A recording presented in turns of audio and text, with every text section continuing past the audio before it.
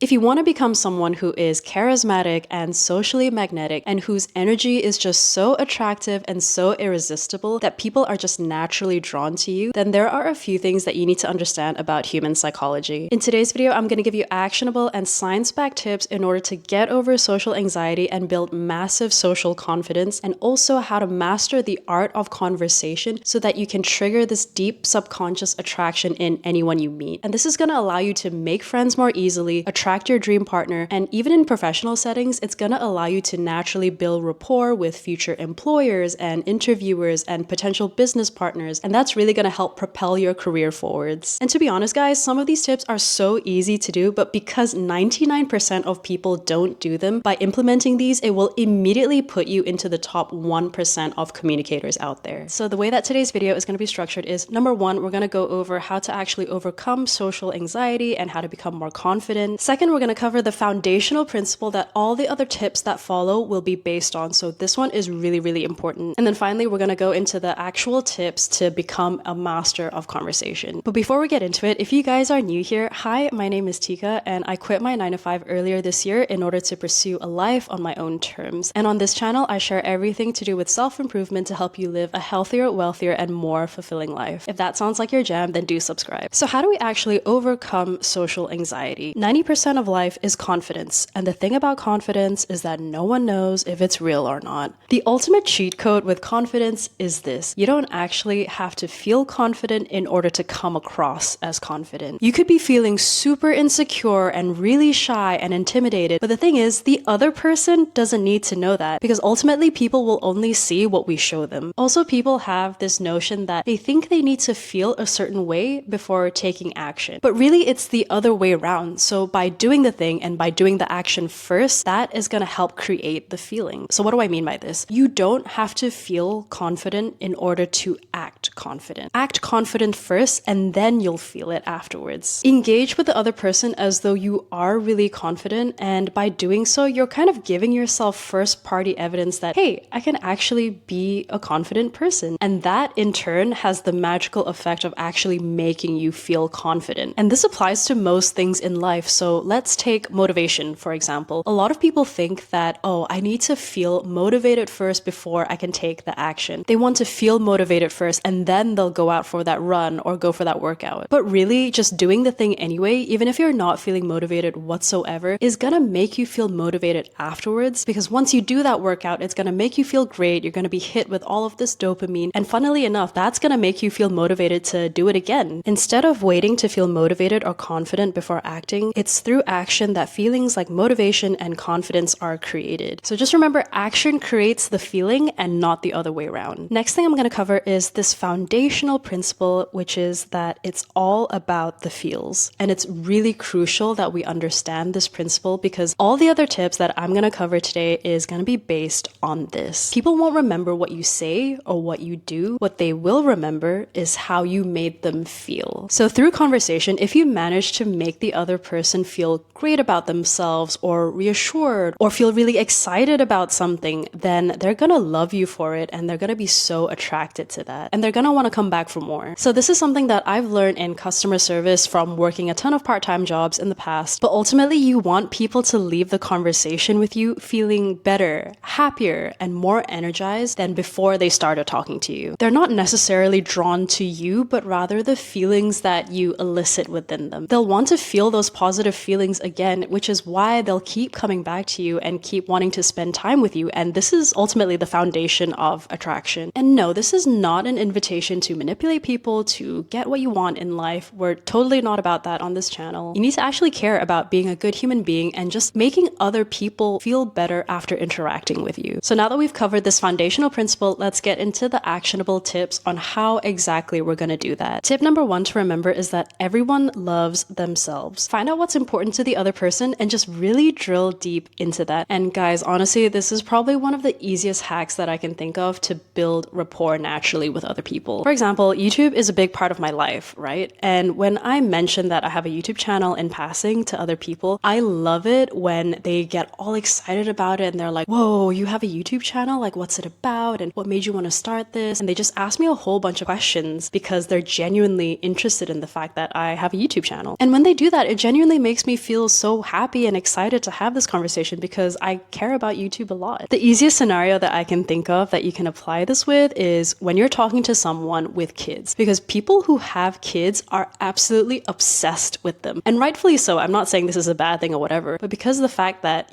especially young parents, their lives essentially revolve around their kids. And so that's probably like one of the biggest things in their lives, and they love talking about it. And so they'll have so much to talk to you about regarding their kids, even if it is to complain about the fact that they don't get enough sleep. And in those situations, you can just really empathize with them, and that's going to make them feel really seen and heard. And again, it's just all going back to the feelings that you are eliciting within the other person. That's the most important and key part here. By talking about something that they deeply care about, you are tapping into a deeper emotional center within them. You're essentially activating all of these positive feelings of excitement and being heard and feeling understood and feeling seen and all those really great things. And also another thing is that you're giving them a sense of control in the conversation. And we all love to feel like we're in control, right? We never like to feel like we are in a weaker position in any given scenario. And so by talking about something that the other person deeply cares about, they're naturally gonna have a lot more knowledge about it, and they're gonna have loads more to say about it. They're gonna feel more in control of the conversation. They're gonna feel comfortable talking about it. And that's good. That's exactly what we want, because we want people to bring their barriers down. And that's how we're gonna foster deep emotional connection with them. The next tip is on remembering the little things. This is such an easy thing to do, but again, because 99% of people don't do this, if you do it, it immediately puts you into the top 1%. When you remember the small details about another person, what you're really subconsciously telling them is, you are important to me. So currently right now, I'm working part-time as a front desk girl at a gym, and sometimes people will just tell me something about their lives in passing. One person could be like, yeah, I'm currently moving house and it's like a little chaotic at the moment, and we're just kind of like chit-chatting and I don't really know this person that well. And what I'll do is the next time I see them, like the week after, I will just ask them about it. Like, hey, how's the house moving going? And has this been okay? Have you sorted that thing out? And what this does is it makes the other person feel like, oh my God, like you remembered that about me? That's so cool. Especially because,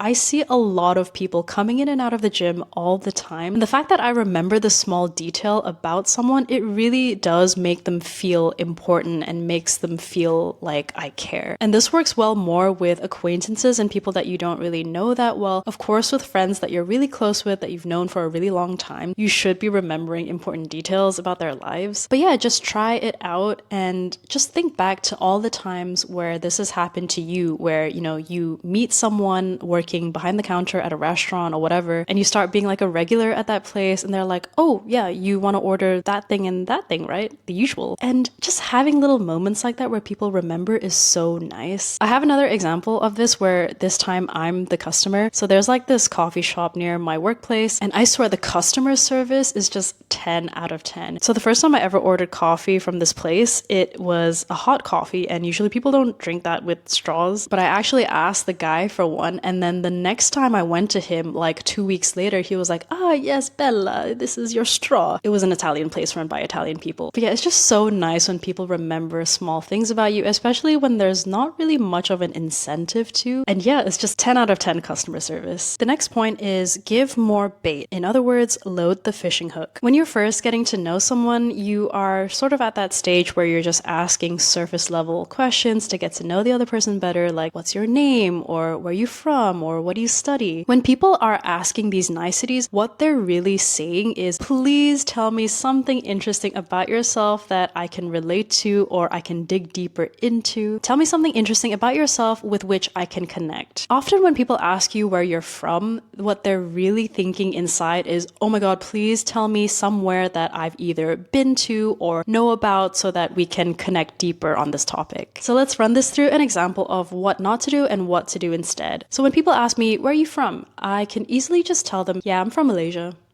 Full stop.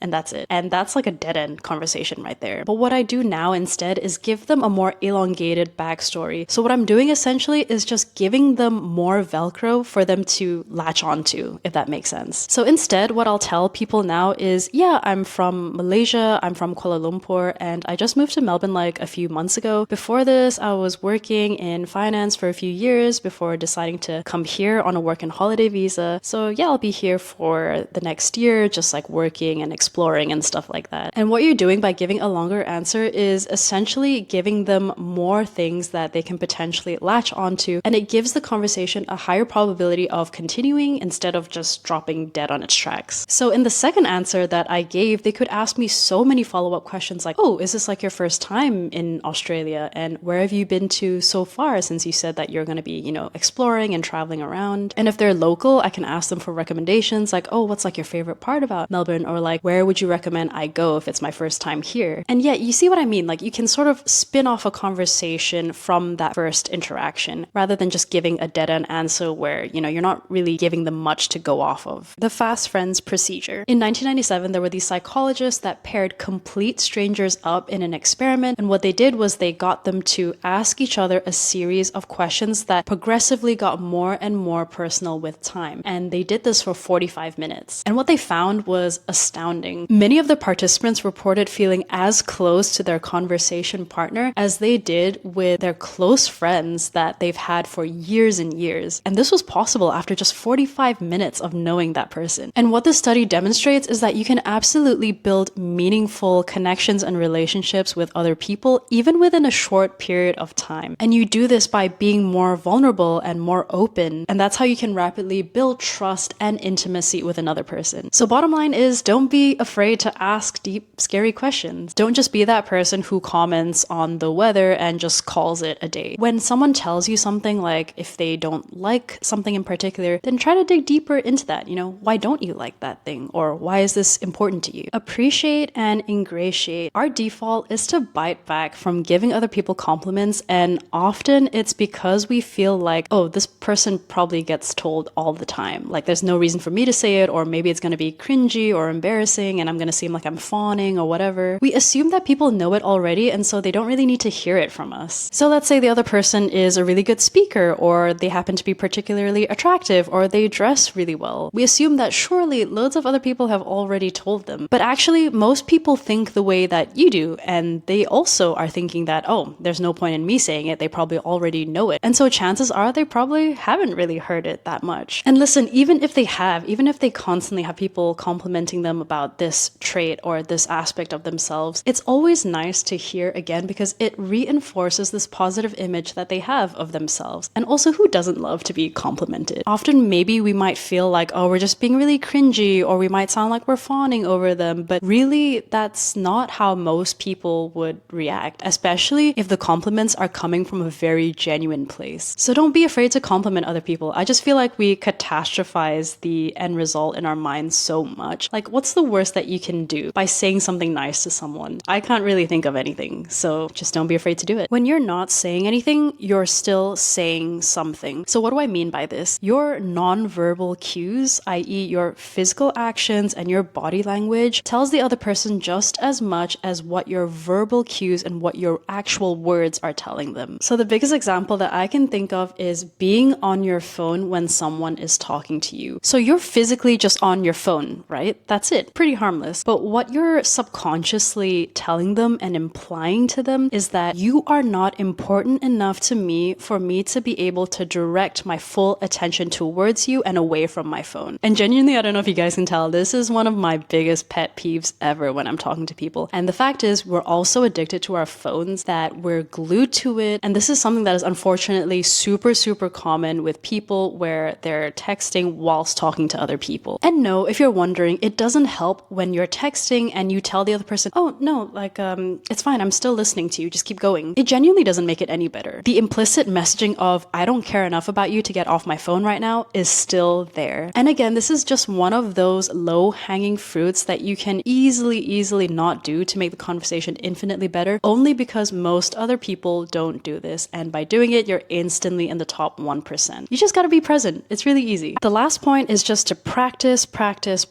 Working as a receptionist at a gym has honestly been the best thing ever, because I'm constantly putting all of these skills and tips into practice. I'm putting in the reps every single day, and genuinely, I feel like my conversational skills have exponentially improved since starting this job. So just to give you some ideas for how to practice this more, if you're, let's say, a student or you're working for part-time jobs, then go look for something within customer service or a job that requires you to be face-to-face with customers and to be interacting with them all the time. Or if you're not in that position, there's still still loads of other ways that you can practice this. Just take the time to socialize more with people in your life. Let's say, you go to the gym a few times a week, and let's say you're one of those people that just wants to go in and go out and then do your workout and leave and that's it, and just not interact with anybody. Try to make it a point to speak to a new person every single time you go to the gym. And then that's how you can get the reps in, both in terms of your fitness and also in terms of your conversational muscle, if you will. Or let's say every time you're at the supermarket, instead of just like not speaking to the person at the till, just make some light conversation with them. And I'm pretty sure they would appreciate it too, because they must be bored working hours and hours behind that checkout counter. Or even at the office or at work, if you're the kind of person that usually just goes in and just does their work and leaves, make it a point to just take some time during the day to chat with some of your other colleagues or go to the pantry and just strike up some conversation there and just practice all of these skills that we've mentioned today. Okay guys, so that's the end of the video. If you found it helpful, then do let me know in the comments below. And as I mentioned, if you like this sort of content on self-improvement and on living your healthiest, wealthiest, and most fulfilled life, then do subscribe to the channel. As always, take care and see you in the next video.